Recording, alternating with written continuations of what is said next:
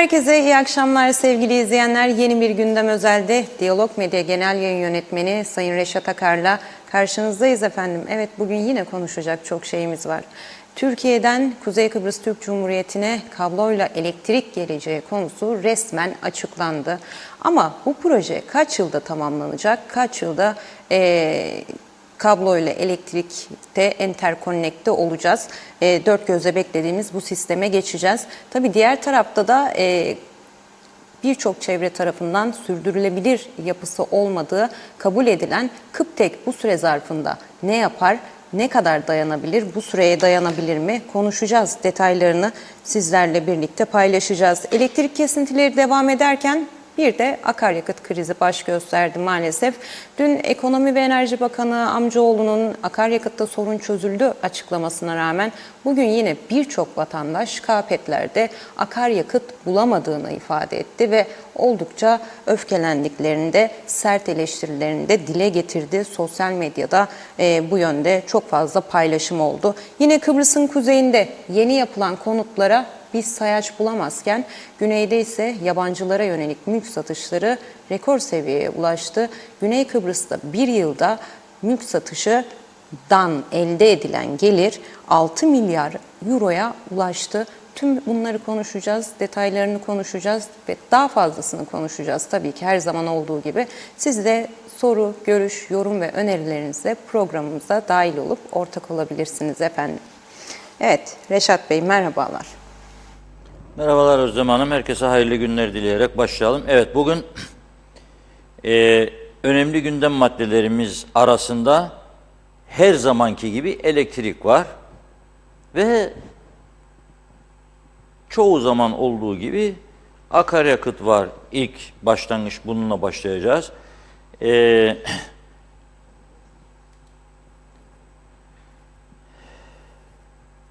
Elektrikte dün meclisteki tartışmalarda, önceki gün daha doğrusu, hükümet adına söz alan Ulaştırma Bakanı Sayın Arıklı, kesintilerin sona erdiğini, jeneratör arızalarının giderildiğini açıklamıştı. Fakat tabii ki bu jeneratörler eskimiş, bakımsız olduğu için, ihmal edildiği için elektrik talebi arttığı zaman arızalar da artıyor. Dolayısıyla biz bunun bitmiş olduğuna veya biteceğine inanmamıştık. Siz de inanmadınız. Nitekim öyle oldu. Bugün elektrik kurumundan yapılan bir açıklamada yarın için, düşünün siz yarın Gazi Mausa ve Yeni Boğaziçi bölgeleri 8 saatlik elektrik kesintisi yaşayacak. 8 saat. Bu ne demektir? Normal bir devlet olsa burası veya normal bir şirket yönetimi mağdur olan insanların mağduriyetini giderir. Ama böyle bir yönetim yok burada, biliyorsunuz. Yani burası dünyanın en farklı yeridir diyeceğim. Yani bir karar alırlar, bir şey yaparlar, bunun faturasını halka ödedirler. Halk da tabii başını kuma soktuğu için yıllardan beri ve bazı insanlar bir yerlerden medet umduğu için, ya bakalım ve çok sabırlı bir halk olduğu için bu sıkıntıları yaşıyor. Bundan sonra daha fazlasını yaşamaya da devam edecek. Tabii dün Ankara'dan güzel bir müjde verildi. Başbakanımız sağ olsun kısa süreli bir açıklamada 5 defa Cumhurbaşkanı Sayın Erdoğan'a ve Cumhurbaşkanı Yardımcısı Sayın Fuat Oktay'a teşekkür etti. Her iki kelimenin ardından. Ama şunu unuttu. Kabloyla elektrik gelecekmiş. Ne zaman? Kaç yıl? Ondan hiç bahsedilmedi bize. Türkiye'nin buraya elektrik getirmesini, kabloya elektrik getirmesini biz hep savunduk zaten. Ama kaç yıldır ihmal edilmiş bir konudur. Ve şimdi bugün karar alındığında kaç yıl sonra acaba gelebilecek? Bu konuda bir detay yok. Yani 5 yılda gelirse 5 yılda Kıbrıs Türk halkı bu eziyeti yaşayacak demektir.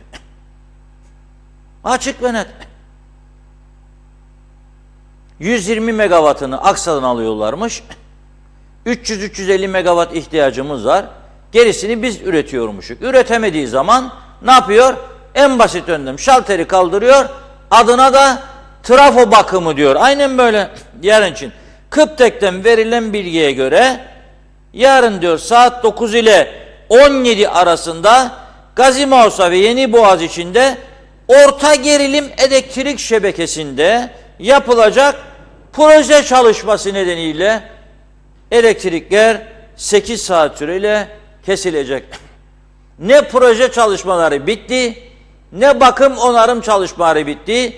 Külliyen tümüyle yalan dolan bir anlayış içerisinde halkı ezip eleyiyorlar. Bu 8 saatlik sürede esnafın iş yapması mümkün değil. Mümkün değil. Üstelik yarın meteorolojiye göre hava çok sisli olacakmış. O sisli havada elektrik yok. Dükkanın içerisinde otur, havalar soğudu. Ve bekle müşteriyi. Müşteri gelirse poç cihazı çalışmaz. Kredi kartıyla işlem yapamaz. Bu sürdürülebilir bir yönetim anlayışı veyahut da ne bileyim bir devletçilik düzeni değil ya, kusura bakmayın. Öte taraftan dün söyledim, bugün beklediğim açıklama olur belki de. Sizin bu Kıbrıs Türk petrolleriyle yapmış olduğumuz anlaşma, sözleşme, hani orayı devrederken, özel şirketlere devrederken nasıl bir sözleşmedir? Ne şartlar vardır? Depolarında, stoğunda ne kadar akaryakıt bulundurmak zorundadır bu insanlar? Hiçbir şey yok, tıs yok. Sin gal da gulle geçsin. Kıbrıslılar öyle der. Sin da gal gulle geçsin.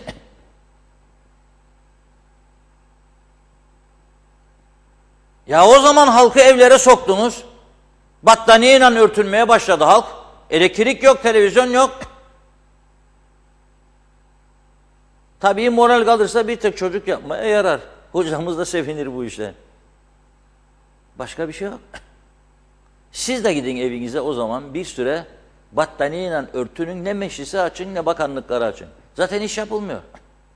Ha sen orada dev gibi jeneratörleri kullanacaksın. Mazot parasını da bana ödeteceksin vatandaş olarak vergilerden. Da orada sözde ülke yönetecekmiş gibi bir tavırlar. Vatandaş da burada bakkalı, konfeksiyoncusu, mermercisi, boyacısı, makinisti iş yapamayacak. Durdu. Her şey durdu. Ya da kebapçı mangal ışığında yakacak mangalı, kebap pişirecek ha? Ama kiminle dalga geçersiniz ya? Kaç senedir yetmedi mi ya bu yaptığınız bize? Yetmedi mi yani? Heyecanlandık, biz de manşetten verdik bugün. Kablo ile elektrik gelecek. Fakat kaç yılda? Hay bu imzayı atan, anlaşan arkadaşlar açıklasın bize, desin ki bu kadar yılda gelecek. Mesela 5 yılda. O zaman ben de eğer bir yatırımcıysam 5 yıl için farklı projeler yapabilirim. Niye buraya gömeceğim parayı, bu toprakların üstüne sadece? Daha farklı ülkeler seçebilirim. Nitekim ben bakıyorum, Türkiye'den kaçmaya çalışan sermaye böyle der. Biz der, Türk milletinin şeyini, gücünü, ekonomik potansiyelini dünyaya tanıtacağız, göstereceğiz diyor. Onun için diyor Belçika'da bu kadar yatırım yaptık. Bakarım biri Fransa'nın en ünlü markasını aldık diyor. O para transferi için alıyorlar bir şirket. Tabii Türk televizyonuna çıktığı zaman derler ki Fransa'nın en büyük şirketi. Mesela adını ilk daha duyduğumuz şirket Fransa'nın en büyük şirketi oluyor. Tabii millet de Türkiye, bak aferin be, bilmem ne şirketi, holdingi en büyük şirketi satın almış yurt dışı. Aman aman aman der. Halbuki para transferidir o. Türkiye'den, çünkü gelecek kaygısı var demek ki. Ama düşünün siz, dev bir ülkedir Türkiye. Bizim burada elde ettiğini toprağa yatıran insanlar vardır. Elbet bir gün düzelecek düşüncesiyle. Ama daha kötü gidiyor her şey. İyiye giden hiçbir şey yoktur arkadaş. Mesela ben dün neyi de beklerdim? Sayın Fuat Oktay'la birlikte Başbakan Sayın Ünal Üstel, Derinya'da ki en hararetli ve hareketli bölgedir. Biliyorsunuz 2 tane Rum öldürülmüştü orada sınır eylemlerinde. Desin ki Sayın Cumhurbaşkanı Yardımcımız ve Erdoğan'la da görüştüler. Sayın Cumhurbaşkanım, ya bizim bu güzel yurt, para yok alamıyoruz da sapmak isteyen Rumlardan. Biz bir güzel yurda da bu TOKİ'yi getirsek acaba? Bugün 2 yatak odalı bir apartman dairesinin maksimum maliyeti 30.000 sterlindir diyor müteahhitler. Sosyal konut projesi şeklinde yapıyorsan. Deluxe olmayacak tabii. 30.000 sterlin. Ama vatandaş dışarıdan alacak olursa 2+1 bir daire oldu 60-70 şu anda. Alamaz. Şimdi sen yeni evlenen 25, 28, 30 yaş arası gençlere aynen Avrupa'da olduğu gibi 25 yıllık mortgage yapan, sosyal konut satan 25 yılda öder. Bu devletimizin bizim kalkındırmak için bazı yerlere dağıttığı paraları dağıtmaz bir süre da halkı kalkındırmaya bakar hem ülkeyi. Ne yapar? Ben olsam ne yaparım? Derim ki Taşınmaz Mal Komisyonu'nun önünde 6.800 tane dosya var. Alırım mesela önce Güzelyurt'u. Güzelyurt'tan hangi Rumlarım var? Andreas'ın, Papadopoulos'un, Yannagi'nin, Maria'nın. Bakarım. 100 dönümlük bir arazi. Kaç paradır fiyatı? 100 milyon euro. 100 milyon euroya satın alırım 100 dönümü. Veya 5 milyon euro, 5 milyon euro. Ve projelerimi geliştir. Oralara sosyal konutlarımı yaparım ki bir gün çözüm olursa ki olma olasılığı her zaman vardır ve yüksektir söylüyorum. Bazıları zanneder ki işte siz daha önce de söylediniz. Olabilir arkadaş. Ben söyledim, ben tarih vermedim bu sene olacak ya 3 ay sonra. Ama dünya konjektörüne bağlı gelişmeler vardır. O çerçevede karar verirler. Yarın derler ki biz bu işi bitirdik. Ve şu anda da Türkiye'nin de içinde olacağı bir enerji projesi ortaya çıkması halinde göreceksiniz ki her şey değişecek bir anda. Her şey.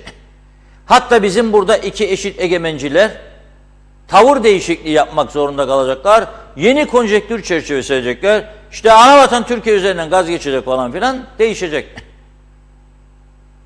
Değişecek. Bir anda. Zaten hazırdır bunlar değişime. Hazırdırlar her zaman. Bilerek zaten o koltuklarda oturmaktadırlar. Fark etmez yani sen ne ben o ne söyleyecek. Hayır. Hazırdırlar. Bu bilinçle oradadırlar. Bakın biz hiç tartışmıyoruz. Biz neyi tartışıyoruz? Biz gerçekten çağ dışı bir ortamda yaşatıldığımız için etrafımızda olan biteni de göremiyoruz. Mesela Rumlar şimdi neyle ilgilenir? Mısır'da yeni bir doğal gaz yatağı çıkmış. Korkunç.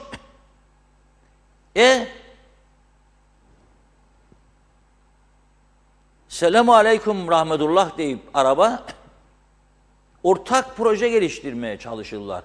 Geliştirdiler de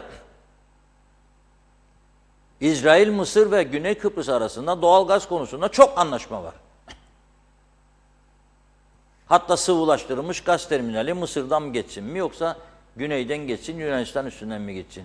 Ama sonra kendileri de biliyordu ki maliyetler oldukça yükseldiği için ne yaparlardı? Türkiye'yi hiçbir zaman açıklamasalar bile gündem dışı bırakmadı. Türkiye'yi koz olarak tutuyor Rumlar ve Yunanistan. Neden? Çözüm olması için. Türkiye tamam biz senin üstünden geçiririz, Kıbrıs'ı bitirelim. Çünkü bu Kıbrıs'ın değerini sadece ve sadece kuzeyde yaşayan bizler anlayamadık. Bütün dünya bunun farkında. Yani Fransızlar bu kadar ahmaktır da Charles de Gaulle savaş gemisini yıllardır buralarda bulunduruyor. Para harcıyorlar. Yani İngilizler bu kadar akılsızdır. 2 tane üst tutuyor hala. Ya bu ama biz bu tarafta küçük meyhane havalarında akşam nerede içecek falan dünyadan habersiz, dünyayı takip etmeyen, hiçbir şey bilmeyen, okumayan, öğrenmeyen, anlamayan bir yönetim tarzıyla ve kabadayılıkla ona buna tehdit sallayarak Yönetmeye çalışıyoruz burayı. Bizim de kaderimizse bu, çekiyoruz zaten şu anda. Çünkü ben bakıyorum, muhalefette de bilinçli bir hareket yok. Yani desem muhalefet daha aktiftir, daha fikir geliştiricidir, yok. İşte Mısır'daki yataktan söylüyorum. Mesela ne düşünüyorlar? Mesela dün kapoyla elektrik açıklandı. Ben gelirken baktım devlet ajansına, bize düşen maillere baktım, bir açıklama görmedim. Mesela bir sorgulama kaç yılda gelecek? Maliyeti ne olacak? Kim ödeyecek? Nasıl ödeyecek? Hiçbir şey yok. Herkes üşüdüm battaniyeyle örtündüm modunda. Sinde kal, yorganın altında, battaniyenin altında. Aferin size o zaman. Benim diyecek bir şeyim yok. Ya ama nasıl olur böyle bir şey? Şimdi avukatımız Ahmet Sait Sayın böyle şakayla karışık, satla alışık, esprili paylaşımlar yapar çoğu zaman ve ben de seviyorum. Ve cesurdur ve açık sözlüdür. Çekinmez birinden benim gibi. Girne'den diyor, Gazimos'taki işim ve sınavım için diyor aracıma bindim. Eve en yakın kırmızı renkli diyor, yani petrol demek ister. Benzin istasyonuna gittim. Bombacı kaşlarını kaldırdı. Yok mu dedim. Yok abi dedi. İbreye baktım. Arabanın 15 kilometre daha gideceğini gösteriyordu. Ne de olmasa yolda benzinci bulurum diye sürdüm. Yolda diyor bir daha gördüm diyor. Benzin yok abi dediler. Canım sıkıldı sürdüm diyor. Dağı aştırımda ibre sıfırlandı derken kırmızı ışık yandı. Eyvah! Görünürde istasyonda yoktu. Hızı düşürüp ekonomi yaptım diyor. 3. benzin istasyonuna girdim. Pompacı ellerini havaya doğru sallayıp yok demek istedi. Daha durmadan sürdüm. Allah böyle işin cezasını versin dedim. Aksilik güzergah üzerinde sadece renkli olanlar var. Bir daha buldum, utanmayı atıp ağlarcasına bir sesle diyor. Bir şişecik verin ne olur yahu, meselenin ortasına kalacağım dedim. Abim demiş, Allah kitap şahidim olsun. Yok! Mecburen sürdüm. Benzin göstergesi koyu kırmızıda yanmaya başladı. Bitti bitiyordu. Polisten yardım istesem, işleri başlarından aşkın. Taksi çağırsam yetişemem. Son kırmızı istasyonda görevli bile yoktu. Önüne tahta barikat koymuşlardı. Memleketin, düzenin, şirketin, idarecilerin Allah'ına kitabına diyor ettikten sonra korkudan bu defa dua etmeye karar verdim diyor. Bildiğimi okudum, bilmediğimi de Tanrım sen durumu biliyorsun diye idare ettim. Çocukken ezberlediğim dualar bile aklıma geldi diyor. Adeta hidayete ermişim. Yavaş yavaş giderken salavat bile getirdim diyor. 70 metre mesafeyi benzinsiz gelerek en sonunda rakip firmanın istasyonunu gördüm. Araba teklemeye başladı. Hadi yavrum 300 metre daha dayan. Ne olur bitme. 100 metre daha dayan diyerek istasyona girdim. Benzin var mı diye sordum. Var abi deyince tanımadığım adama sarılıp yanaklarından öptüm diyor. Öpmek tehlikelidir ama Ahmet kardeşim. Korona var, korona dikkat et. Öpenler hep korona oluyor bu ara. Öpenler hep korona oluyor. Uzak. Kurtuluşun verdiği sevinçle doldur ahbabım dedim. Depoyu doldurup cüzdanı boşalttığım için yine bu duruma bozuldum. Şeytana uydum, sövdüm saydım diyor. Arabada kendi kendime bağırdım, çağırdım. Bu sorunla ilgili herkesin aile efradı hakkında en nazik sözleri sarf ettim diyor. Yüce Rabbim merhametlidir. İnşallah affeder diyor. Burası Forovertiyarensidir. Yıllardır bunları bize yaşatıyorlar. Yahu sen ihaleye çıkan verin Kıbrıs Türk Petrollerini. Bir sözleşmen yok mudur? Vardır. Ne yazar içinde? Yani 2 tane kurşun atılsa ateşkes ihlali.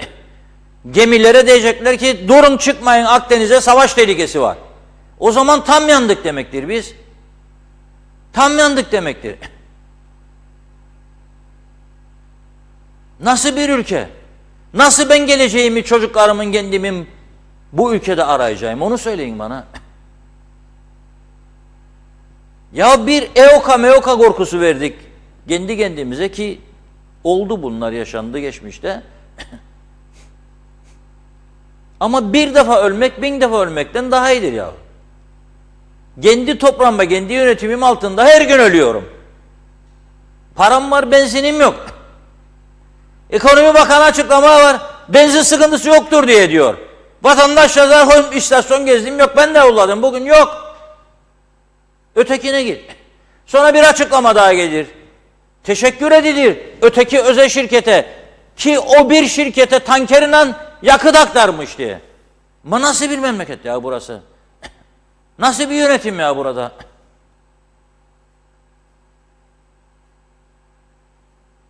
Anlaşılır gibi değil. Kusura bakmayınız. Böyle bir yönetim kabile yönetimlerinde bile yok ya böyle bir şey. Ya benim savaş yok, bir şey yok, bir yakıtım biterse 2 kurşun atıldığı zaman ne olacak bu ülke?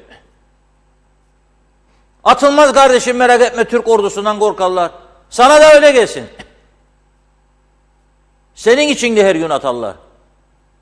Bu ara dikkat ediniz. Her uyuşturucu baskınında evlerde ruhsatsız tabanca ve canlı mermi bulurlar. 50 kusur mermi buldu dün polisem tabanca. Arabada kokain, evde kokain, tabanca mermi. Ne içindir bu tabanca mermiler? Sorgulayan yok. O gündem dışı. Şu anda yaslı gittim şen geldim. Ankara'nın taştır yolu diyor. Gittim, yaslı gittim şen geldim. Ne aldın geldin? Doldurdun mu torbaları? Nasihat aldın, nasihat. Da onu diyorum, Derinya'da yapacağım dedi ya şu. Tamam ya, oradaki göçmenler zordadır. Sıkıntı çekiyorlar. Çocuklar arttı sayısı. Bol çocuk var o bölgelerde. Yap sosyal konudu. Ama Güzelur'da da isterim. Mezarı Lefkoşa'ya taşıdı adamlar. Yap oraya böyle bir 1000 kişilik sosyal konut. Yap yanına mezarlıkları da. Satın al ama toprağı. Kiileri de gelip mezarlıklarını tarla yapmasın sana. Çünkü senin değil, yanına gelin toprağıdır şu anda. Ben alırım satarım da parasını vermem de gelsin alsın cesursa. Olmaz öyle şey ya. Olmaz. Bize yakışmaz yani. Bizim askerimizi tehdide karıştırmayın. Asker benim can mal güvenliğimi korur mu? Allah razı olsun derim. Ama benim askerim gider onu da alır elinden, bafa da gider demeyin bunu, çünkü olamaz böyle bir şey. 74'te haklıydık, geldi. Magaröz bile çağırdı askeri de geldi o zaman, Türk askerini. Ama şimdi öyle bir durum yok. Karşında 28 ülke vardır. Kıbrıs Rum kesimi diye görme, Güney Kıbrıs derik falan. Republic of Cyprus vardır ve 28 devlet vardır beraberinde. Yapmayın Allah aşkına ya. Ya biraz kendinize gelin. Tamam anladım, seviyorsunuz akşam bari birkaç tek viski, güzel Blue Label'lar falana yükseldi durum. Seviyorsun ama böyle memleket idare edilmez ki ya. Şirket de idare edilmez, aile de idare edilmez. Çoluk çocuğumuzun geleceğine günah. Sizin de çocuklarınız vardır ya. Yoksa onları alıp gitmeyi mi düşünüyorsunuz? Bir sıkıntı gördüğünüzde. Yapmayın. Bu kabul edilebilir bir durum değil. Bu mahcubiyettir ya. Bu mahcubiyettir. Ya düşün, ülkenin bakanı diyor ki teşekkür ederim diyor. Alpet'e ki petrollere tankerle benzin verir de falan filan da. Olur mu ya öyle bir şey? Sen kulağı çekeceksin be, çağıracaksın kardeşim oraya. Nedir bu rezalet diyeceksin. Senin deponda bu kadar akaryakıt olması lazım diyeceksin. Eğer sözleşmede varsa tabii. Bu nasıl bir anlayış ya? Gerçekten üzgünüm yani. Gerçekten bir vatandaş olarak ve bu ülkede yaşayan bir insan olarak üzgünüm. Bu kadar güzel ülkemizi, cennet ülkemizi zehir yaptılar bize ya. Zehir doğrudan.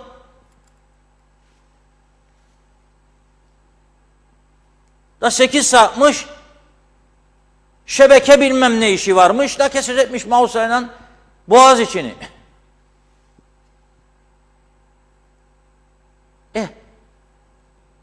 Ticaret odası, sanayi odası, esnaf sanatkarlara sarılın üyeleri.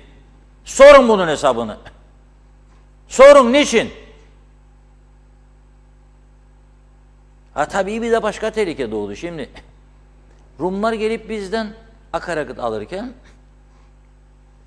diyelim ki 1 milyon euro günde yakıt aldılar değil mi?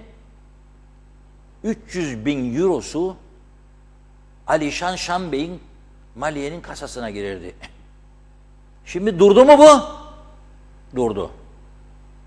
Şimdi ne oluyor? Ne oluyor? Benzin bulamayan vatandaş yarın Alpet'inde biterse ver elini Güney Kıbrıs. Ne yapacak? Çocuğu okula götürme için benzin ister. 2 misli para ödeyip ondan benzin alacak. Çark tersine. Bir ülke böyle mi yönetilir Allah aşkına? Benim kasama buraya milyonlar akarken 180 milyon euro 2022'nin ilk 9 ayında buraya akıttılar akaryakıt için. 180 milyon euro. Ve bunun %30'u maliyenin kasasıdır. 60 milyon yani. 9 ayda sadece akaryakıttan ekstra gelir. Ve sen bunun faydasını göremiyorsun. Ve çarkı tersine çevirmek için uğraşıyorsun. Da sonra ben umutlanacağım yurdumdan. Mümkün değil yani. Evet buyurun Özlem Hanım. Teşekkür ederiz. Osman Lord Eliyeli bizlerle. Lord Manav bereketli kuru yemişleri dedi. Evlere servis başlamıştır. İyi yayınlar diledi bize. Teşekkür ederiz. Gaye Kök bizlerle. İyi yayınlar. Yani bakan çıkar akaryakıt sıkıntısı yok der. Vatandaş benzin bulamaz. Bir günde çıkıp doğru düzgün bir açıklama yok. Vatandaşa çile çektirmekten başka yaptıkları iş yok dedi. İzzet Kahraman bizlerle. Sayın Reşat Bey, iyi yayınlar diliyorum dedi. Selam olsun yoldaşlar, selam olsun CTP. Mustafa Gürsoy bizlerle. İyi akşamlar Özlem Hanım, Reşat Bey. Bir an önce Kıbrıs'ta federal bir çözüme ihtiyacımız var. Görüldüğü gibi gaz ve yeraltı kaynakları Güney Kıbrıs'ta. Eğer bir çözüm... Tam okuyordum ama uçtu mesaj, çok özür dilerim. Mehmet Uluçaylı bizlerle. İyi akşamlar Özlem Hanım, Reşat Bey kolay gelsin dedi. Azat Can yine bizlerle. Baykan Binbaşı bizlerle. İyi yayınlar Reşat Bey. Gezmediğim benzinci kalmadı. Memlekette benzin yok dedi. Arif Koroğlu bizlerle. Bizim bu idareciler hem yalancı hem de halkın cebinden parasını alıyorlar. Ama hiçbir işe yaramaz. Kar ey kadersiz zavallı Kuzey Kıbrıs Türk Cumhuriyeti halkı ne zaman uyanacaksınız dedi. Şerife Turgay Derya bizlerle. Özlem Hanım, Reşat Bey iyi yayınlar dedi. Şule Muhtar Onbaşı bizlerle. Mausa Salamis yolunda bütün gün sokak lambaları yandı. Şimdi saat 5'te kesildi dedi. Azat Can iyi yayınlar cesur yürekler dedi. Yılmaz Nasiboğlu, Reşat Bey dünyada bunun örnekleri var. Bugün projeye başlasalar 5 yılda bitirebilecekler. Keşke erken bir zamanda yapabilseler dedi. Arif Mustafa Cüce bizlerle iyi yayınlar diledi. İzzet Kahraman dostun da olsa her şeyi paylaşma. Çünkü bir gün dostluk biter, seni nereden vuracağını en iyi dostun bilir demiş izleyicimiz. Mehmet İnancı bizlerle. Hoş vakitler Özlem Hanım ve Reşat Bey. Hayırlı yayınlar olsun batmış batırılmış kaoslar ülkesi cennet adamıza, sizleri ve Diyalog ailesine sağlıklı günler dedi. İsmail Kızıl Şahin yine bizlerle hayırlı yayınlar diledi. Veli Baş bizlerle iyi yayınlar diledi. Mehmet İnancı bizlerle. Raif Erdal 3 yaşındaydık dedi. Başladığında bu olaylar geldik 70'e ne zaman biter bu iş diye sordu. Atakan Korer bizlerle. Rüyalar Kıbrıs sorunu çözülecekmiş kazın dedi. İsmail Kızılşahin bizlerle. Fuat Oktay sağlık konusunda bir açıklama yaptı Reşat Bey. Bu konuda bir açıklama yaparsanız seviniriz müjde verdi dedi. Nilüfer Canova bizlerle. Çok doğru söylediniz Reşat Bey. Çağ dışı bir ortam, dünya nelerle uğraşıyor, biz nelerle dedi. Kubilay Mert Tuna bizlerle. Lütfen mesajı okuyunuz dedi.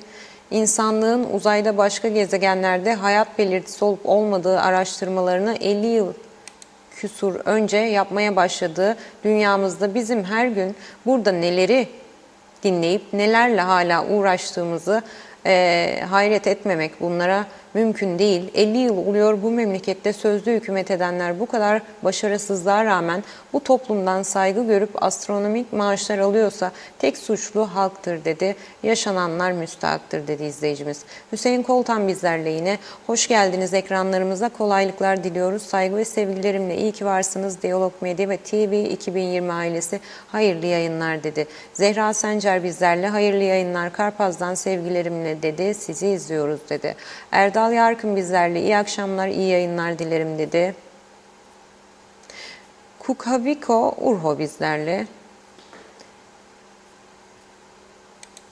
Her şeyi batırdılar dedi. Turizm, sonra elektrik, her şey battı dedi izleyicimiz. Şimdi de Mausa Lordos'un Deniz Yıldızı apartmanına efkaf kiraları yedi bitirdi dedi.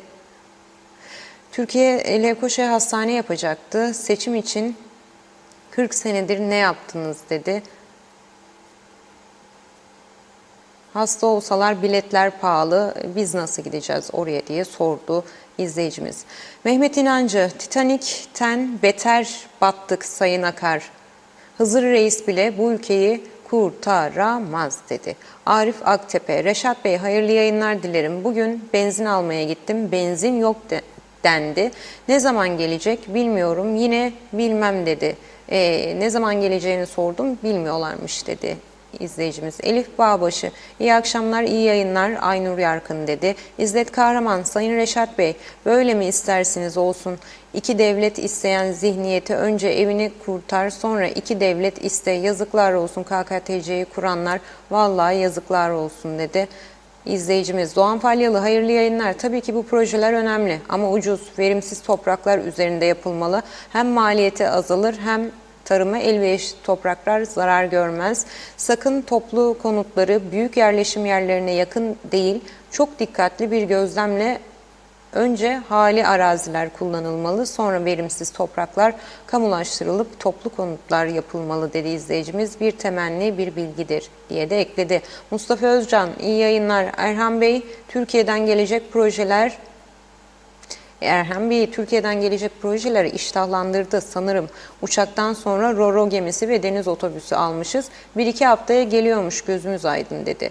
Taceddin Demir bizlerle iyi yayınlar dilerim dedi. Zeren Turalı bizlerle Perşembenin gelişi çarşambadan belliymiş. Çektirenler belli dedi, çekenler halimiz. Bizlere burada hayat yok, oy gülüm oy. Geleceğimizi gasp ettiler, ipotek altına aldılar. Mucizeler, kaoslar, skandallar, yoklar diyarı olduk dedi. Mehmet Bey ekledi inancı. Boşuna dememişler Reşat Bey, adanın hali Teksas. Ahmet Halil iyi yayınlar diledi. Necdet Mavi Gözlü, Kuzey Kıbrıs Birleşik Afrika Pakistan Cumhuriyeti'nden hayırlı günler, iyi yayınlar Reşat Bey. Hala daha bu Kıbrıs'ta bir anlaşma olacağına inandığına gerçekten inanamıyorum dedi. Bu memlekette en az 20-30 yıl daha anlaşma olmaz. Tabanca ve mermilere gelince onlar da uyuşturucu ve pis işlerle uğraşan uyuşturucu tüccarlarının mesleki işaretleridir dedi. Mehmet Uluçaylı, bugün gözlerimizi hayatı açmışsak şanslıyız. O nedenle şükredelim, Allah kerim, yarına rastgele gidiyoruz dedi. Yüksel Öner bizlerle Sayın Reşat Akar, 3 gün önce Recep Tayyip Erdoğan'a tweet attım. TOKİ konusunu yazdım. Artı Türkiye Cumhuriyeti ve KKTC kökenli olmama rağmen Türkiye hastaneleri sigortan yok diye bakmadılar. Ben yazdım Erdoğan'a ve Türkiye'den emeklilikten de yararlanmak için yazdım ve şunu da dedim Sayın Cumhurbaşkanı'na, Ünal Üstel ahbap işi yapmasın dedim. Türkiye'ye derdimizi anlatamıyoruz, sorunumuzu anlatamıyoruz Reşat Bey. İzzet Kahraman, Reşat Bey, Türkiye'de ne varsa KKTC'de de olacak diyenler şimdi ne oldu şikayet ediyorlar dedi. Uyuşturucu nereden geliyor? Mafya bozuntuları nereden bu baronlar geliyor dedi. Daha neler var, ne takip eden var dedi. KKTC gücü de bunlar baş edecek, güçlüdür de baş edecek dedi. Çağatay Doluner, söylenecek tek bir söz var, devlet korsan olursa yöneticileri de haydut olur. Tekila Kemal bizlerle, kimi kime ne soracak, kim kime dedi. Mehmet Uluçaylı ekledi, bugün Çiftçiler Birliği'ne üyelik belgesi almak için gittim. Aidatları 50 liradan 100 lira yaptılar dedi. Çiftçiler Birliği kendi üyelerini bile soyma peşinde. Biz nasıl çiftçileri koruyacağız? Laf azanlıklı mı dedi. Hüsniye Emel Özer bizlerle rezaletin böylesi yaşanmadı. Böylesi rezil olmadık bugüne kadar dedi izleyicimiz. Eser Yurteli iyi yayınlar Özlem Hanım Reşat Bey dedi. Tema Yavaş iyi yayınlar Londra'dan selamlar Özlem Hanım Reşat Bey dedi. İsmet Sencer hayırlı akşamlar hayırlı yayınlar harikasınız dedi. Hasan Ertem iyi yayınlar nasıl yani? Nikoli bizimle dalga geçmesin dedi. Elektrikleri yok, benzinleri yok. Boş iş bunların işi dedi izleyicimiz. Mehmet Kurtulmuş iyi akşamlar Özlem Hanım Reşat Bey iyi yayınlar dedi. Abey Hüseyin konumuz yalnız bu olmalı dedi. 23.36 23.36 sterlin ve verdi. Kurları verdi izleyicimiz. Kemal Osman Ceylanlı iyi yayınlar dilerim Reşat Bey. Doğru söylüyorsun ama ne gören var ne duyan. Gidişat hiç iyi değil. Ayşe Güner Mertcan bizlerle Tanrı bizi korusun Londra'dan Güner Bey dedi. Yusuf Kocapınar İyi yayınlar kolay gelsin. Bugün hastaneyi randevu için aradım. Şubat ayı için Cuma'dan sonra aramamı söylediler. Bu ülkede sağlıkta eğitimde çökmüş durumda. Allah yardımcımız olsun dedi. Celal Harun bizlerle iyi yayınlar. Kalbi güzel insanlar evinizde huzur sofranızda bereket sağlığınız daim olsun dedi. Osman Mene iyi akşamlar diledi. Erkan Erçika Titanic dedi. Cemal Sinekçi iyi yayınlar, iyi akşamlar. Acaba bu yetkililer sizin programlarınızı izlemiyor mu? Hiç kimse cevap vermiyor dedi. Elif Bağbaşı iyi akşamlar, iyi yayınlar diledi bize. Hüseyin Koltan, Reşat Bey bu zamlar bu hayat pahalılığı yetmezmiş gibi bir de elektrik kesintisi ve akaryakıt sorunuyla uğraşıyoruz. Saygılarımla hayırlı yayınlar, güzel günler, sağlıklı akşamlar diliyoruz dedi. Selim Çetil iyi yayınlar Reşat Bey dedi. Osman Lord Elyeri birçok orman alanı şahıslara ana ormanı diye zimmet verildi dedi. Hilmi Budalı, Lo gemisi hoş geldin dedi. Mehmet Güleç, Erhan Arıklı, Ro gemisi aldığı gemiyi açıkladı. Gemi aldığını açıkladı. Kıbrıs'a hayırlı olsun dedi izleyicimiz. Raziye Ulaş, iyi akşamlar. Yollar berbat, çukurlara düşmemek için hokkabazlık yapıyoruz dedi. Besim Zafer Soy, iyi yayınlar diledi. Fikriye Hüseyin Kılıç, hayırlı günler, hayırlı yayınlar dedi. Fatma Palabıyık, iyi yayınlar. Bu toplum belli ki çok büyük bir sınamadan geçiyor. Allah yardımcımız olsun dedi. Vicdan İsmail Soğuk Londra'dan size selamlar dedi. Evet, son mesajımızdı efendim. Çok teşekkür ediyoruz katkılarınız ve değerli yorumlarınız için. Buyurun Reşat Bey. Evet, çok teşekkür ediyoruz. Sağ olun. Bu arada bazı ek bilgiler geliyor. Onlar için de teşekkür ediyorum. Bir iddiaya göre Haziran ayında resmi gazetede yayınlanan karara göre akaryakıt istasyonları depolarında %15 stok bulundurmak zorunda denilmiş. Tabii depoları kaç milyon litrelik depolardır onu bilmiyoruz. Kaç milyon litrelik depolar ve bu %15 ne manaya gelir? Ve şu anda neden akaryakıtı bitmiş durumdadır bu arkadaşların? Bunu birilerinin halka insaniyet namına açıklaması lazım. Bakın aslında görev sorumluluklarının içindedir bu.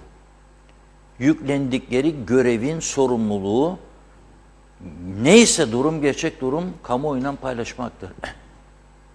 Yani ben saklayayım, susayım da konuşmayayım da falan da idare edelim, siz de idare edin falan. Yok, öyle bir şey olamaz ya. Olamaz. Yani onun için söylüyorum, eğer savcılık mekanizması bunların karşılığında harekete geçemiyorsa bu ülkede, ben bunu kabul etmem, böyle bir yönetim tarzını. Kabul edemem.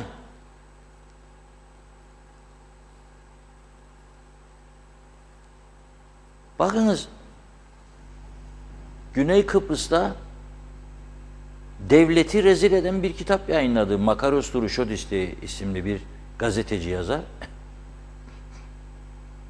Haydut devlet dedi, hırsız devlet dedi. Ve Cumhurbaşkanı, ülkenin Cumhurbaşkanı kitapların toplatılması için talimat verdi polise. Polis el altından toplatmaya yöneldiği anda Başsavcıyı karşısında buldu. Toplatamazsın kardeşim dedi. Toplatamazsın dedi. Fikir özgürlüğü budur. Fikir özgürlüğü budur. Hocamızınki yanlış yönlendirmedir. Fikir özgürlüğü düşünceyi anlatmaktır. Ama erkek kadına bunu yapar, bu sonra gelir, sonra. Ha. Bu karıştırıyoruz konuları. Konular karışıyor.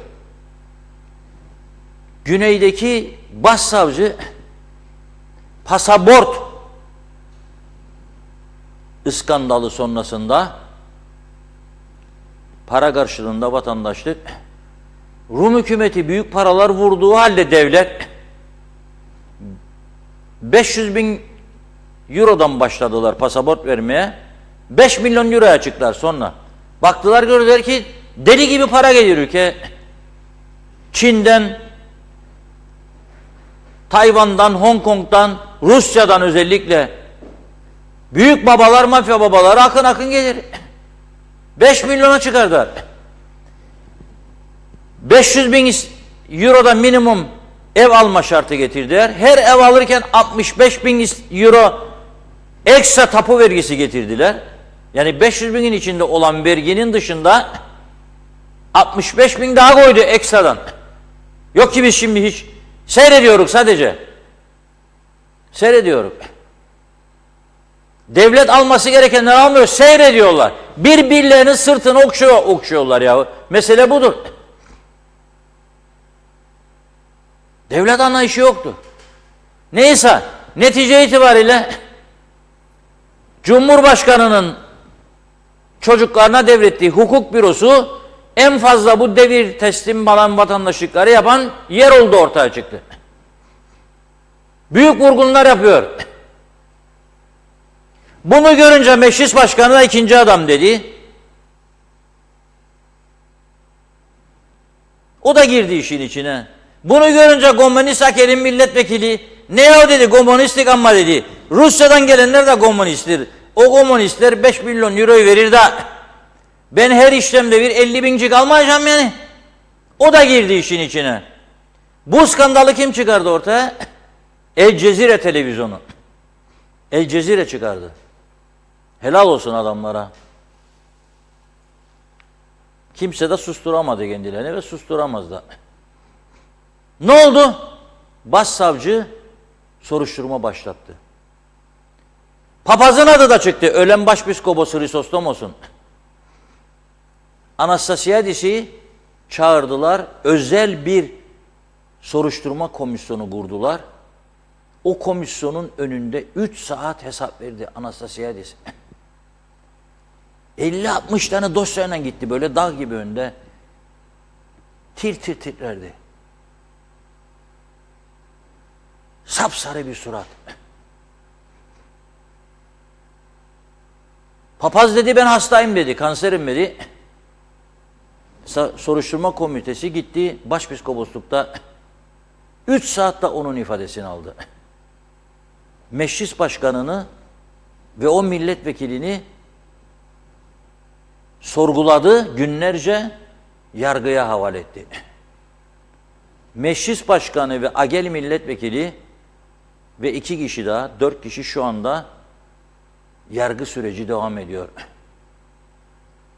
Kesin hapistirler. Bizde adam elektrik siz bırakır beni, soran yok. Savcılık soruşturma açmaz. Adam beni yakıtsız bırakır, soran yok. Hesap sorabilen yok.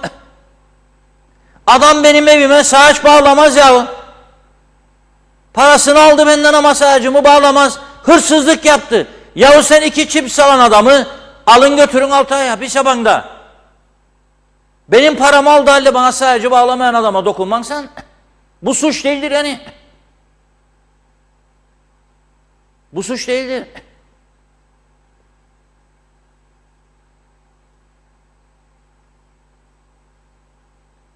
Bu tür olayları mecliste hakkını vermek lazım.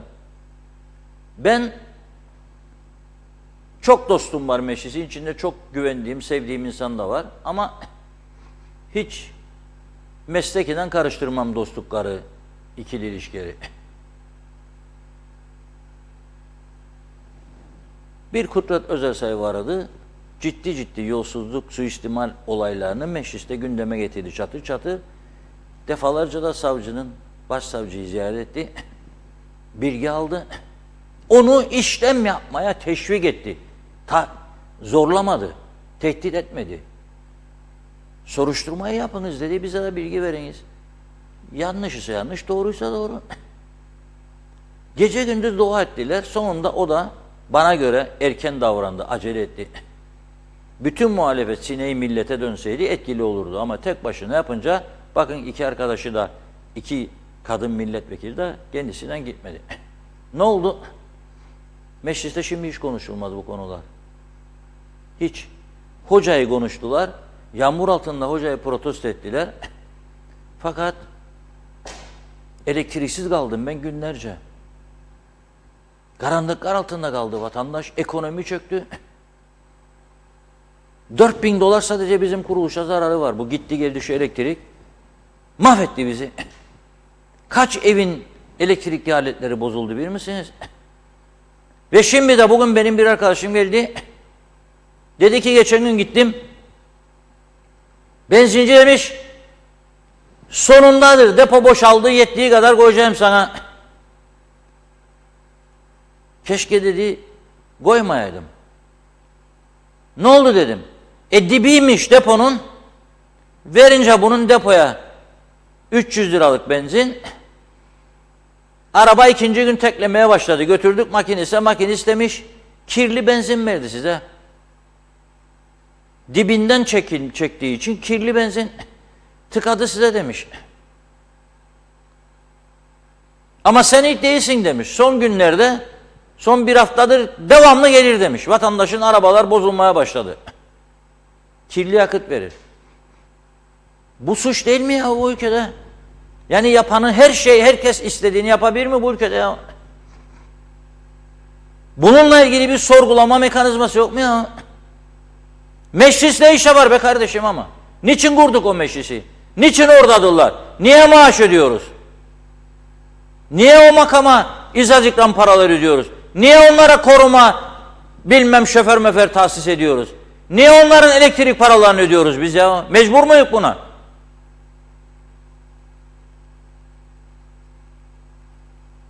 Ya hiç mi rahatsız olmuyor bu arkadaşlar ya? Bu kadar hokkabazlık karşısında hiç mi rahatsız olmazlar ya?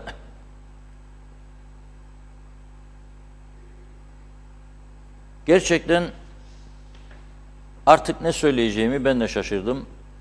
Üzgünüm. Yani benim tarzım böyle öfkelenmek, yüksek sesle konuşmak değildir benim tarzım. Ama artık hepimiz insanız ya, gerilmeye başladık.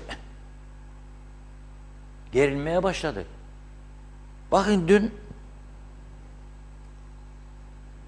kalp krizi geçirip kalbi durduğu zaman bir insanın defibrilatör diye Mete Feridun arkadaşımıza tekrar teşekkür ederim. O uyardı beni. İngiltere'de asansör kapısının yanında var dedi. O asansörlü binalarda çalışanların tümü ama güvenlikçisi dahil, memuru dahil, postacısı dahil mecburdur, kurs görür dedi, nasıl çalıştırır. Adam geldi asansöre tam çıkacak, kalp krizi geçirdi. Hemen cihaz çalıştırıverir. Ve dün gösterdim size, Türkiye'de fiyatı 18.500 TL'ye düştü. Cyprus Mall'a gittim dedi. Yani Lefkoşa'nın güneyindeki Republic of Cyprus Mall. Orada gördüm biri. Ve oradaki görevliler tabii eğitilmiştir bu konuda. Yok ki vatandaş kalp krizi geçirirken gidecek oraya da kendi kendini kurtaracak. Zaten olmaz böyle bir şey. Ama bizim aklımız hemen nereye gider? Kullanmasını bilmezsen bilmem ne olur. Ne ben mi kullanacağım? Oraya koyandır onun sorumlusu. Eğitimden geçici. Şimdi bugün bir başka izleyicimiz, teşekkür ederim, İngiltere'den gönderdi. Dün dedi bahsettiğiniz nasıl bizi takip ediyorlar. Çok memnunum, çok teşekkür ediyorum. Ve nasıl ilgileniyor insanlar. Uzakta da olsa aklı öz vatanındadır. Ailesinin yaşantısındadır aklı. Memleketindedir aklı. Bir gün ülkem düzelsin ben de döneyim düşüncesindedir. Yoksa ne işi var garda kışta soğuk, karanlık İngiltere sokaklarında? Ne işi var? Cennet gibi bir adayı biz cehenneme çevirmemiş olsak gelmez mi bu insanlar? Hiç başka kimseye ihtiyacımız yoktur. 50.000 kişiyi oradan çekelim buraya, Kıbrıs'ı Türk. Kıbrıs'ın kuzeyi patlar ya. Her taraftan para yağar. Ama onu da beceremiyorum. Onu da beceremiyorum. Çünkü beni bakan yapacaksın. Milletvekili oldum, yapacaksın. Bu duruma geldi bu ülke. Bu kadar basitleşti bu iş. Bir senede 40 tane bakan değişti. 4 tane başbakan değişti. Elektrik kurumu gitti geldi ama işidir değildir. Koydular çıkardılar. Biz de seyrederek. Koyun sürüsü gibi. Ya ayıptır be bize. Hani övünür kültürümüzü de 90-95 üniversiteli eğitimli. O da yalan, o da sahte demek ki. Yoktur bizde böyle bir kültür eğitim.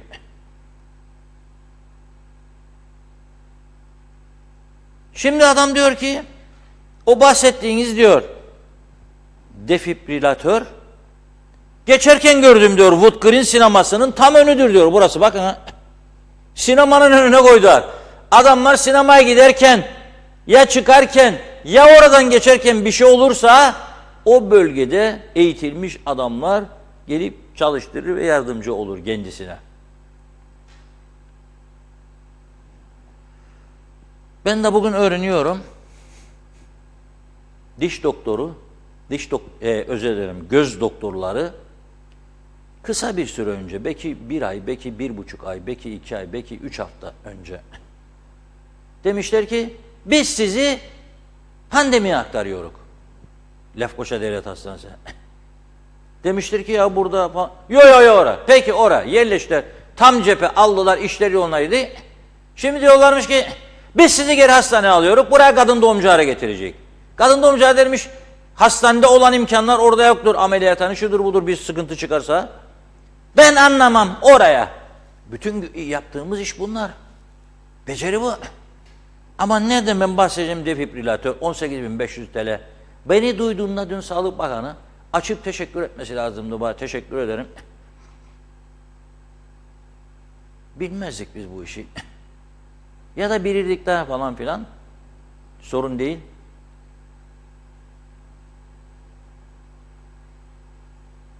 Hemen alınır. 100 tane. 100 tane. Bakın dün Girne'den vatandaşımız ne dedi? Ben dedi Girne Hastanesi'ne hazırım alayım dedi. 100 tane.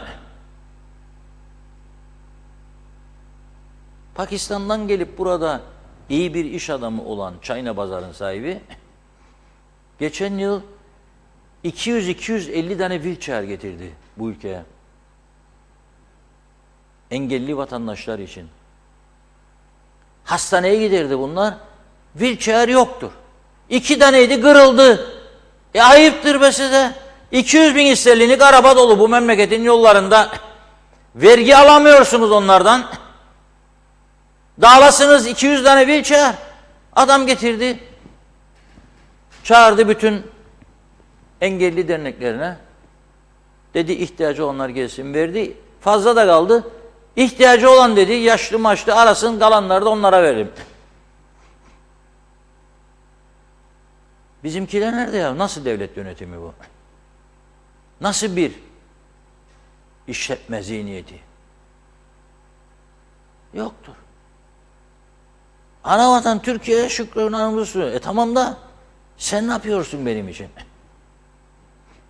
Ben şimdi düşüyorum Güzelurt'taki Ayşe Hanım, Fatma Hanım, Ali Bey, Mehmet Bey, Mustafa Bey, Mahmut Bey. Devamlı ses altındadır. Yarın bizi gelip atarsa buradan. Yanına gidin de müracaatı var. Binlerce dönüm araziyi satmak isterler.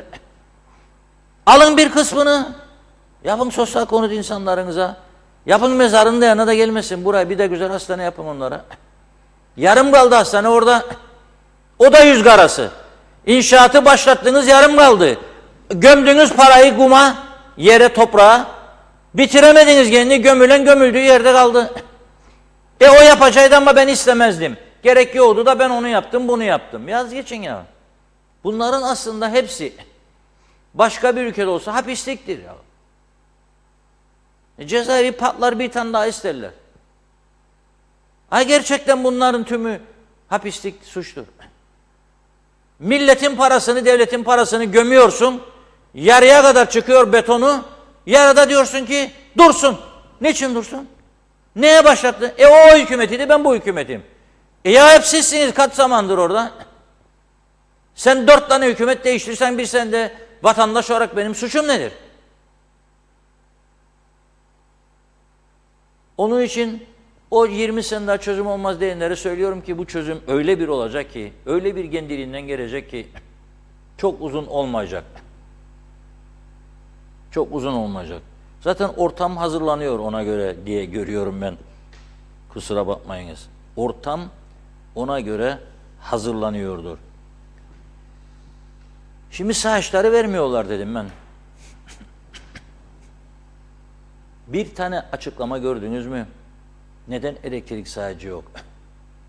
Kardeşim sana bir hafta süre veririm.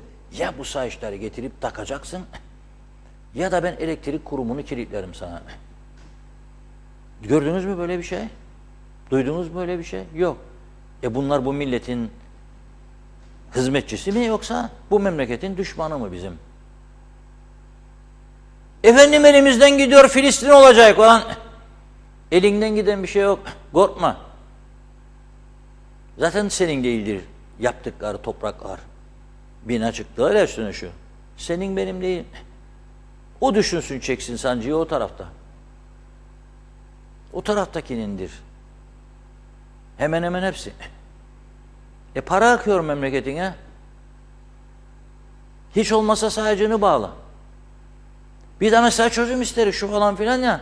Ne yapacak şimdi gidip Rum tarımda da diyecek ki Filistin yapıyorsunuz Kıbrıs'ı. Adam hep yabancılara çalışır. 2022 yılında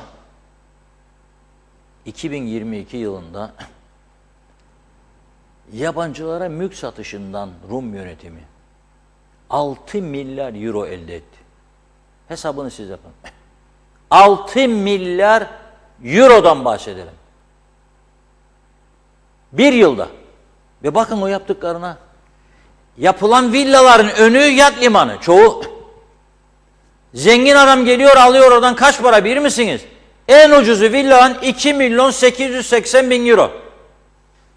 Çok araştırdım dün gece.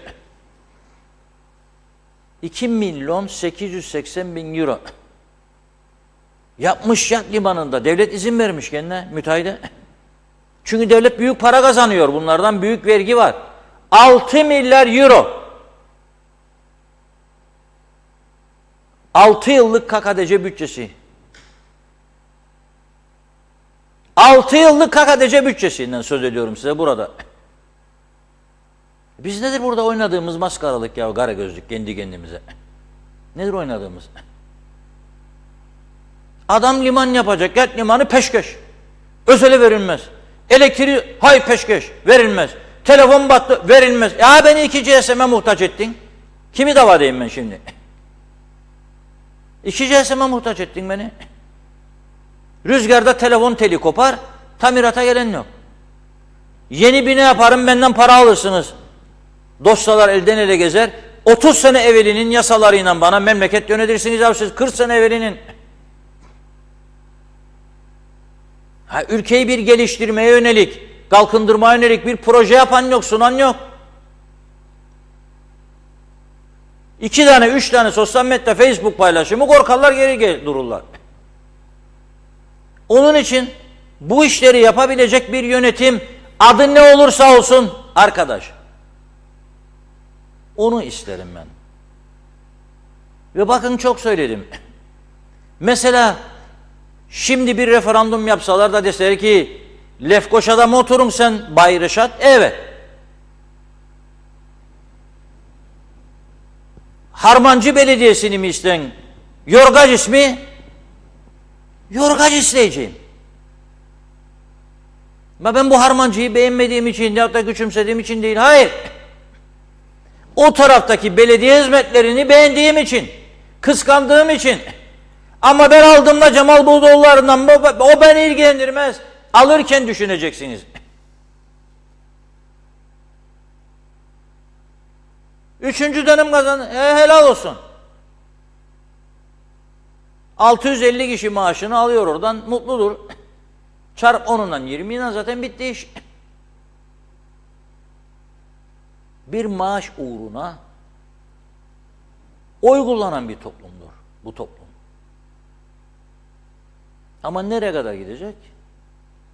Allah bilir. Ya tekrar ediyorum ben, bakın. Bağımsızlık şarkısının sözlerini yazan adamım ben. KKTC'nin ilanından önce bayrak ve marş yarışması açan adamım. Çocuk sayılacak yaşta Günaydın Gazetesi'nin muhabiriyken. Diyorum, Harmancı mı Yorgaç mı diye sorsa Yorgaç diyeceğim. 2 daha 4 eder. Çünkü benim derdim sadece çöpümün alınması değildir. Benim derdim çöpe atmayan ve bakkal poşetini doldurup molleye kabuklarını, karpuz kabuklarını, yemek atıklarını kapının önüne fırlatanlarla uğraşmasını istediğim belediyedir benim. Belediyenin ona hesap sorabilecek belediye olmasını isterim. Cam şişeleri, plastik şişeleri çöpten ayrıştıran belediye isterim. Sokak lambalarımın gece yanmasını isterim güvenlik açısından. Kanalizasyon isterim. Ben bağlandım kanalizasyona, komşum inatla bağlanmıyor çünkü yasal veyahut da tüzükler ona emir vermiyor bağlansın. Adam diyor bana, ha sen ahmak diyor. Yaptığın masraf diyor, evden bağladın. Ne bağlayacaksın be diyor. Ha gittiği kadar gitsin. Toprak çeksin. Ben de senin kokunu çekeyim ölene kadar. O tarafta bu olmadığı için onun için onu isterim. Bilmem anlatabildim mi? Yeşil alan görmek isterim. Park yeri isterim. Bunun için de bizi doğrudan siz rezil bir hayata mahkum ettiniz ya. Tümünüz. Tümünüz. Ve ben gelip buradan mülk alan yabancılara veya yatırım yapanlara gerçekten acıyorum. Neyine güvendiniz bu ülkenin de gelip yatırım yapıyorsun ya? 1 milyon istelim veriyorsun. Sen iskelede ev alıyorsun. Sayacın bağlanmadı senin daha ya. Bağlamazlar. Neymiş saat çokmuş. Ma ne demek saat çok ya? Bu kadar basit mi ya bu iş? Aldıydık da bilmem ne metresi de bizim uymazı da tüzüğümüz mü? Hepsi başınızdan kalsın. Ne tüzüğünüz ne yasanız ya? Kimi kandırırsınız ya ama siz? İşinize geldiğinde tüzük yasa, işinize gelmeyenler ne tüzük ne yasa? Kimi kandırırsınız? Rezil ettiniz memleketi ya. Bizi de rezil ettiniz. Dünyanın en cahil, en geri kalmış insanları sınıfına koydunuz bizi. Bizim dünyada yarışan insanlarımız var ya. Ekonomide. Amerika'da 1,5 milyar liraya yazılım satan benim Kıbrıs'ı Türk'üm var ya. 1,5 milyar euro. Senin 2 yıllık bütçeni satın alır bir Kıbrıs'ı Türk. Benim böyle insanlarım var. Ama sen beni burada kime mahkum ettin? Siyasetçiler için söylüyorum yani. Hadi hayırlısı olsun. Söyleyecek başka bir şeyim yok. Ama gördünüz değil mi Limassol? En gözde yer Limassol'muş. 6 milyar euro. Bizde olsa bu yerler yabancılara sattılar da biz de uzaktan bakarık da bilmem ne. Uzaktan bakacağım tabii. Nereden bakacaktın? Anlamadım. O kazandı ülkesinde getirdi buraya aldı. Sana ne? Ya bana ne? Buraya para akıtıyor mu? Burayı zenginleştiriyor mu? Senin otogalerilerin, mobilyacıların, beyaz eşyacıların satıyor mu? Devlet vergisini alıyor mu? Sen ona bak. Ama senin bakım onarım diyerek 8 saat elektrik keseceğini düşünmez adam o tarafta. Çünkü kesilmiyor. Sabahleyin uyandığında benzin yoktur diye bir durumla karşılaşmıyor. Nedir bu ya hala daha bize 2023 yılında çektirdikleri bunların? Vardır dediler benzin. Daha yoktur. 3 gündür.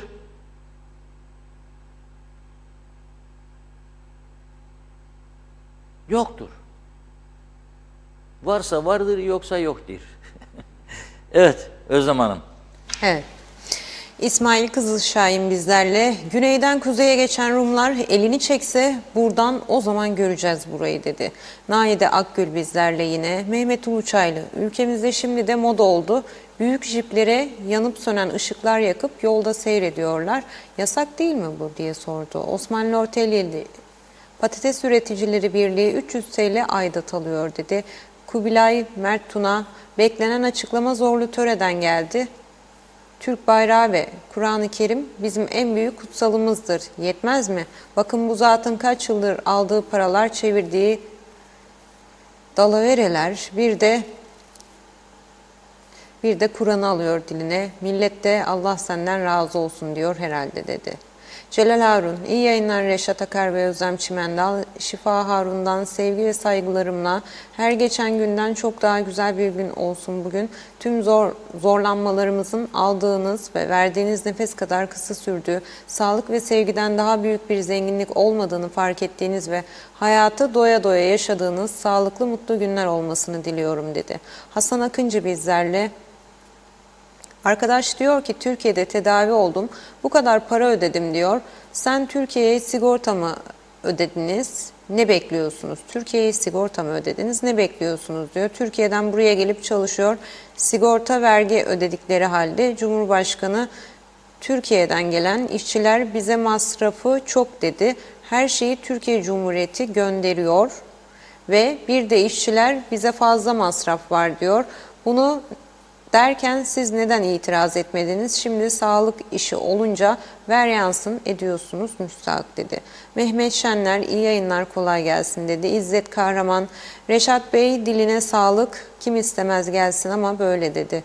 Necdet Mavigözlü, şimdi de Devrim Barçın mecliste bazı yolsuzlukları söyledi de ne oldu? Kim soruşturma açtı? Kimin umrunda? Balık baştan kokar. Bütün milletvekillerinin milletvekili olmadan önce ve milletvekili olduktan sonraki mal varlıkları araştırılmalı, bakılmalı, mal varlıklarında ne kadar artış ve fark var. Hepsi de şaibeli dedi. Hepsi de trilyoner oldu dedi. Nafi Yapıcı, lo dedi. Nilüfer Canova, sabır taşı olsa insan çatlar bu memlekette. İnsanların kendi problemleri zaten var. Durmadan memleket konularıyla geriliyoruz dedi. Çünkü kulaklar tıkalı, bu yüzden size duyarlı bir gazeteci olarak teşekkür ediyor, sabırlar diliyorum dedi. Aytaç bizlerle iyi yayınlar diliyorum dedi. Sayar Aker, selamlar. Siyaset yapanlar boylarını aştı. Doğru dürüst iş yapmazlarsa laf kalabalığı yapsınlar. Demokrasiyi ızgara gibi bitirmesinler. Kuzey Kıbrıs Türk Cumhuriyeti'nde rant prensipleri her yere üşüştüler dedi izleyicimiz. Ahmet Bahriyeli Baksi bizlerle. Ne söz be, bir maaş uğruna oy veren bir millettir bu millet. Allah doğru söyleyenleri sever dedi. Hasan Yalınca bizlerle. Peki Reşat Bey, bir de sorsalar Kuzey Kıbrıs Türk Cumhuriyeti mi, Kıbrıs Cumhuriyeti mi, ne cevap verirdin demiş size sorsalar. Harper Şekerci, zamanında düşünülmeliydi dedi. Hasan Ertem, Dünya Kupası finallerinde oynanan futbol topunu üreten ülke Pakistan'dır. Nerede biz bir Pakistan Cumhuriyeti olalım dedi. Adnan Emin Kabilgam bizlerle. İyi yayınlar, iyi akşamlar. 50 senedir yapılan her şey yarım buçuk. Hiçbir işimizde hayır yok. Hele yollarımız hep çukur. Geçen gün Yağan yağmurlarda o çukurlar su doldu, çukurlar görünmüyor. Motorla o çukura düşüp yere düştüm. Soruyorum kime gidip şikayetimi yapayım dedi. Ahmet Ulubay bizlerle. Lefkoşa Belediyesi'ndeki çalışan sayısı Güney Lefkoşa'nın 3 katı. Hizmetse kıyas kabul etmez dedi. Eda Bilginsel Aksoy bizlerle. Merhabalar, iyi yayınlar. Araba sigortaları 2'ye katlandı. Niye böyle yapıyorlar? Günü gününe ödediğimiz halde karşılığında hizmet alamıyoruz. Üstelik yollar çok kötü. Araba lastikleri sürekli mahvoluyor ve değişmek mecburiyetinde kalıyoruz. Sonuç ödeyemeyenlere af çıkarıyorlar dedi. Şenol Tatlıcıoğlu bizlerle. İyi yayınlar, çok selamlar dedi. Selçuk Özenli bizlerle. Reşat Bey, piyasayı ucuzlatmak için denetleme yaparlar. Sonra istedikleri fiyata satarlar. Yasa yok, bir şey yapamayız diyen bakandan neyi bekliyorsunuz dedi. Bunlardan hiçbir şey olmaz. Turgay Gezer, Türk'ün yönetiminden ne beklerdin Reşat Bey dedi. Diline sağlık dedi. Mustafa Ballı, hayırlı yayınlar dilerim dedi. Handan Felek, Reşat Bey hayırlı yayınlar. Bugün referandum olsa evet çıkar. İnşallah Kıbrıs'ta bir anlaşma olur. Bizler de İnsan gibi yaşarız dedi. Hasan Nihat Erduran, vah vah izole, ulaşımsız, ambargolu hayalet ülkem. Esas bu şekilde pasta büyümez dedi. Hayriye Nalbantsoy bizlerle. Aylardır sosyal yardımdan gıda yardım alan insanlara yardım verilmiyor. Bağış olmadığından 4700 TL maaş alıyorlar. Elektrik, su, ilaç, zaten para yok oluyor bunlarla. Hastanede ilaç yok, eczaneden alıyorlar. Bu gıda desteği zaten aman aman bir şey değil ama o bile yok dedi. Uğur Erol bizlerle, iyi akşamlar Reşat Bey dedi. Mustafa Ballı, hayırlı yayınlar dilerim dedi. Çağatay Doluner, Ukrayna'da 11 aydır savaş olduğu, her birkaç günde bir bombalandığı halde bu derece elektrik ve akaryakıt sorunu yok orada bile dedi. Münevver Şahan bizlerle. Reşat Bey iyi yayınlar, sizi her zaman ilgiyle izliyoruz. Şunu söylemek istiyorum, yönetim halkın yansımasıdır. Önce seçmenin vizyonu değişmelidir. Seçimlere katılan biri olarak gözlemim budur. Şikayet değil, herkes oyu ile irade ortaya koymalı. Halk gücün kendinde olduğunu unuttu dedi. Vedat Alagöz bizlerle. İyi akşamlar, iyi yayınlar Özlem Hanım, Reşat Bey. Maalesef hiçbir şey güzel değil. Neresini tutarsanız dökülüyor. Belki yeni elçimiz bunların ne yaptığını görür. İnşallah onun uyarmasıyla daha güzel bir yönetim olur. Çok hatalar var dedi. Hataları yüzlerine söylenmelidir dedi Vedat Bey. Hasan Bey ekledi, Erduran, muhalefet sizden daha iyi muhalefet yapamaz maşallah diyalog dedi. Osman Lord Eliyeli, yollar çok kötü, dizayn şekliyle kazaya sebebiyet veriliyor. Yollar çukur çukur, lastik değiştirmeye gücümüz yetmez oldu artık dedi. Bu da son mesajımızdı. Değerli katkılarınız ve mesajlarınız için çok teşekkür ediyoruz sevgili izleyenler. Çok sağ olun. Evet Reşat Bey.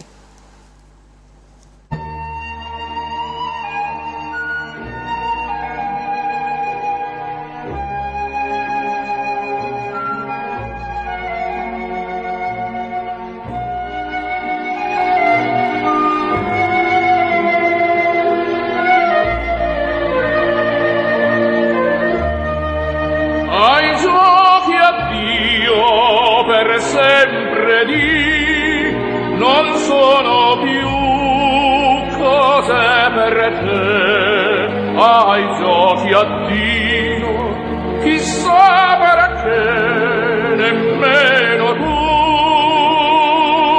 ancora,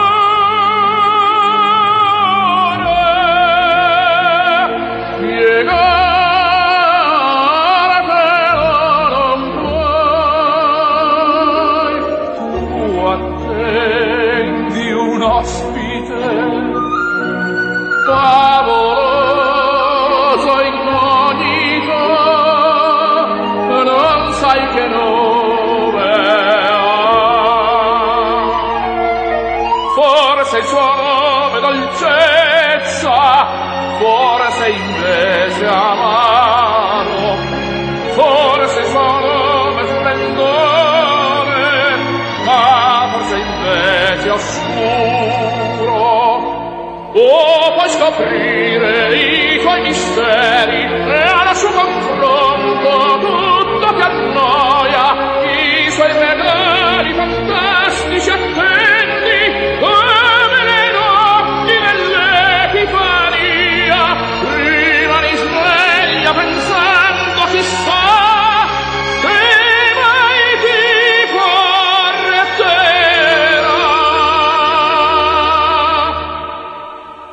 Chissà perché nemmeno tu al cuore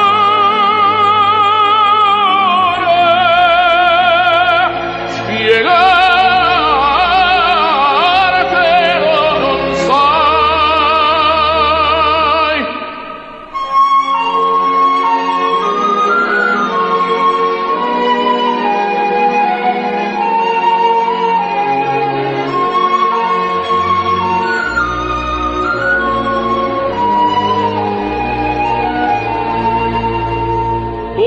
Puoi scoprire i tuoi misteri e al suo confronto tutto ti annoia, i suoi regali fantastici appendi come le notti dell'Epifania.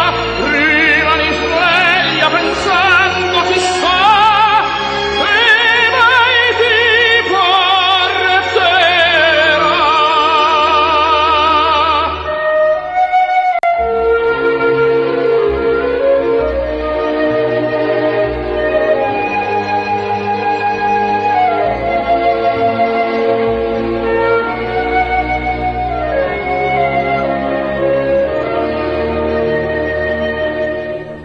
Spiegartelo non sai.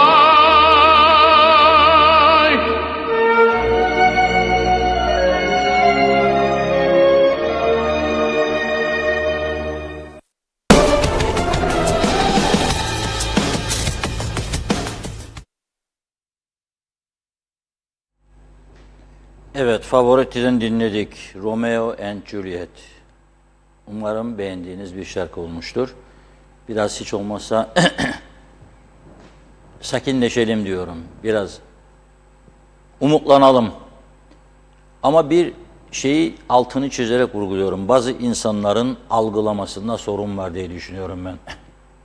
Ben burada muhalefet yapmıyorum. Tam tersi muhalefeti de eleştiriyorum. Hepinizin şahit olduğu gibi. Ben muhalefet görevini üstlenmedim.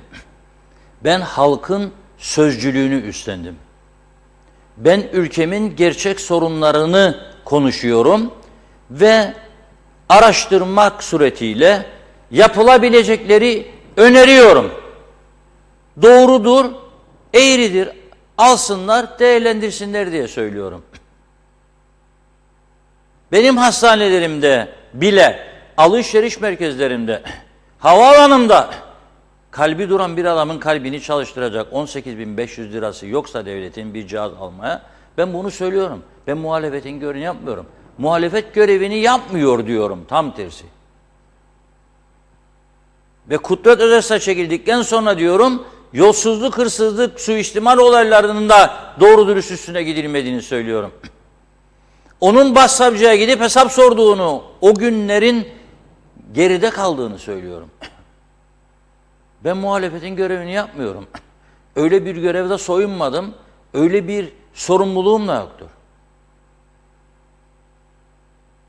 Yarın muhalefettekiler iktidar olsun, bu sorunlar böyle devam etsin, aynı şekilde konuşmaya devam edeceğiz.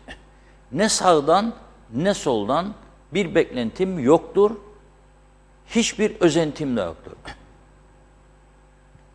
Bir kez daha altını çizerek söylüyorum, meslek hayatımın bu son bölümünde yaşadığım uzun süredeki bütün tecrübeleri de değerlendirerek, dikkate alarak önerebileceklerimi, uyarabileceklerimi uyarmaya devam edeceğim. Çünkü memleketimi terk etmek istemiyorum. Ama çocuklarımın bu ülkede geleceğinin olduğunu da düşünmüyorum. Açık ve net. Böyle bir siyasi anlayış içerisinde yaşamayı hak etmediklerini düşünüyorum. Bu kadar açık ve net. Neyse, üzücü bir haber var. Nasıl olduysa oldu, bir süre önce adamıza gelen ve Rumların saldırılarına neden olan Gambiya Cumhurbaşkanı Yardımcısı Badara Aliyu Jof hayatını kaybetmiş. Allah'tan rahmet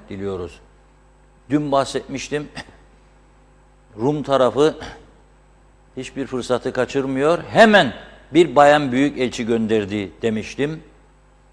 O bayan büyükelçi Gambiya'yı ziyaret etti ve Dışişleri Bakanı ile görüşerek aman KKTC'yi tanımayın demiş. Biraz önce gelmişti fotoğraf, şimdidir zamanı diyorum. Gambiya'yı ziyaret eden Rum büyükelçiden. Ve o Gambiya Cumhurbaşkanı yardımcısı adaya geldikten sonra gidip bayan büyükelçiyi gönderdi Rum yönetimi ve dedi ki sakın ha işgal yönetimini tanıyasınız dedi. Fakat bugün de haberi geldi ki çok kısa bir süre önce adaya gelen Cumhurbaşkanı yardımcısı Badara hayatını kaybetmiş. Biraz önce geldi be arkadaşlar o fotoğraf. Kayboldu mu, fareler mi yedi? 5 dakika önce şimdi değil dedim, gelecek dedim. Biraz önce bayan Gambiya kıyafetlerden belli önünüzde fotoğraf. Az önce getirdiniz. Hadi bulun çıkarın kuyudan.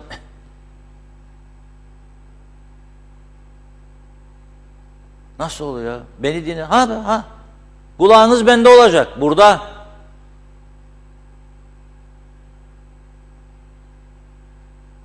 İki gün önce Gambiya'da çekilmiş fotoğraf. Dışişleri Bakanı Gambiya'nın ve mavi ceket ve pantolonunu Güney Kıbrıs'ın oraya gönderdiği özel görevle büyükelçi bayan.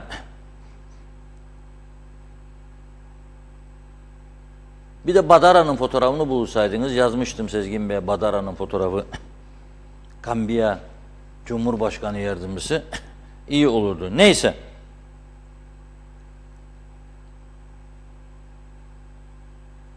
Böyle bir gelişme yaşandı.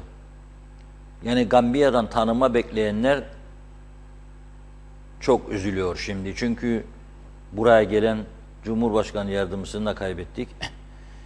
Allah rahmet eylesin diyorum. Ve son bir konu.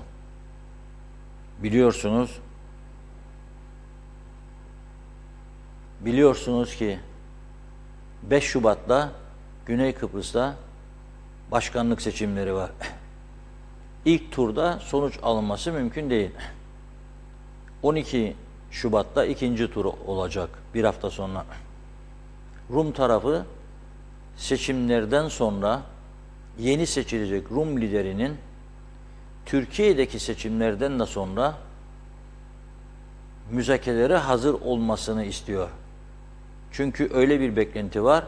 Avrupa Birliği ve Amerika'nın da girişimleri sonucunda bu müzakereler başlayacak. Çözüm odaklı olmasını istiyorlar. Ve bugün de Türkiye Cumhurbaşkanı Sayın Recep Tayyip Erdoğan seçimlerle ilgili bir tarih belirtti. 14 Mayıs. Bunu önereceklerini söyledi. Demek ki önümüzde çok kısa bir süre var. Şubat, Mart, Nisan, 14 Mayıs seçimler. Tabii meclis kabul ederse, kabul etmezse Türkiye televizyonları bunu tartışıyor. Mecliste çoğunluğu sağlayamazsa 14 Mayıs için Cumhurbaşkanı'nın meclisi feshetme yetkisi var. Meclisi feshederek 60 gün sonra seçime gitme yetkisi var. Kritik bir süreç var önümüzde. Aman ayaklar yorgana göre uzatılsın diyorum. Fazla savurganlığa girmeden sabırla bu gelişmeleri beklemek zorundayız. Ama bu arada ülkemizin sorunlarını aşabilmek adına size selam veren her siyasetçiye yaşadığınız sorunları anlatın ve şunu söyleyin. Bana bu sorunu çözüp mesaj vermenizi beklerim. Kişisel demiyorum ha. Sokak lambalarının yanması gibi. Bir belediye başkanı değişti Girne'de. Sokak lambaları yanmaya başladı. Demek ki niyet varsa oluyor arkadaş. Niyet varsa oluyor. Müteahhitler Birliği Başkanı. Tamam biliyorum. Size şimdi iş çıktı. Külliye inşaatı. Güzel para topluyorsunuz. Ama bu demek değildir. Sizin üyelerinizin sattığı mülklere sahaç bağlanmasında siz de bunu duymazdan görmezden gelesiniz. Alo, ne oluyor? Kurumda arkadaş genel müdürüm de sahaçlar. Ha, anladım, bekleyelim biraz. Yok öyle bir şey. Son bir hafta süre veriyorum size dersiniz. Vermezse de toplar üyelerinizi, gider sesinizi yükseltirsiniz orada. Bu ülkeyi düzeltmek için hepimiz elimizden geldiğince çalışmak zorundayız. Kimseye düşmanlık yok, kimseye kasıt yok, kimseye zarar verme anlayışımız yok. Ama basit sorunlarda çözülmezse konuşmak, uyarmak hakkımızdır. En doğal hakkımızdır. Bu duygularla sizlere bugün veda edelim. Var mı okunacak mesela? Mesajımız Buyurun. var. Dilerseniz son olarak yer verelim. Ahmet Yusufoğlu bizlerle. İyi akşamlar, iyi yayınlar dedi. Çağatay Doluner bizlerle. Senelerdir barbar bağırdıkları egemenlik, bağımsızlık buysa eksik olsun dedi. Mustafa Özcan bizlerle. Bugün Trafik Kazalarını Önleme Derneği Başkanı Mehmet Bey ile yaptığınız söyleşide insan hayatı ile ilgili bir vurdum duymaz idarecilerle ilgili tüm olumsuzluklar yaşanan tek tek belgeleriyle anlatıldı. İzlemeyenlerin izlemesini tavsiye ederim dedi. Aytaç, bizim Kıbrıs'taki timsahlar hiç doymayan cinstendirler. Mehmet İnancı kardeş, kendine iyi bak demiş. Mehmet Bey cevap vermiş. Feyzi Mehmetçioğlu, iyi akşamlar, iyi yayınlar Reşat Bey dedi. Ahmet Yusufoğlu, komünist milletvekillerinin maaşı nedir? Savundukları işçi ve emekçinin maaşı nedir? Her şeyi sil baştan yapıp cemaat meclisi dönemine derhal dönülmelidir dedi. Hiç olmazsa bu yalancı milliyetçilerin ve yalancı solcuların elinden kurtuluruz dedi. Mehmet İnancı, herkese mutlu akşamlar, renkli uykular, yarın görüşmek ümidiyle dedi. Turgay Gezen, senin Türk sanat müziği dinlemen gerekir. Karşılıklı konuşma olmuş. Atlıyorum o yüzden. Celal Akarpınar bizlerle. Hastanelerde yazılan reçeteleri hastanelerde bulamıyoruz. Hala reçetelerimizi eczanelerden ücretle alıyoruz. Türkiye, Kuzey Kıbrıs Türk Cumhuriyeti'ne büyük hamleler yapıyor. Her desteği veriyor. Bizim Sağlık Bakanımız bu konulara vakıf değil herhalde. Sayın Akar, sizin aracılığınızla diyor bu konuyu iletiyorum. Teşekkür ederim dedi. Karşılıklı konuşmaları atlıyorum. Nazime Nalbant bizlerle. İyi akşamlar Reşat Bey. Siz halkımızın sesisiniz. Her zaman gerçekleri hep söylüyorsunuz. Sizi severek geç olsa da şimdi ancak gördüm diyor. İzliyorum, izlemeye başladım. Sevgiler, saygılar dedi. Nazime Hanım da son mesajımızdı. Çok teşekkür ediyoruz. Değerli katkı, görüş ve yorumlarınız için efendim. Çok sağ olun. Evet Reşat Bey, son olarak siz neler eklemek istersiniz? Evet, ben de çok teşekkür ediyorum. Yarın yine birlikte olacağız. İnşallah güzel haberlerle başlarız programa. O beklenen gemi gelir inşallah, maşallah. Yakıt sorunu da gider. Elektrikle de bakım onarım çalışması inşallah yarın son bulur. Artık da Cuma'dan itibaren, mübarek günden itibaren aydınlık günler olur. Güzel şeyler olsun, güzel şeyler konuşalım diyorum. Ve sizlere iyi akşamlar diliyorum. Hoşça kalın.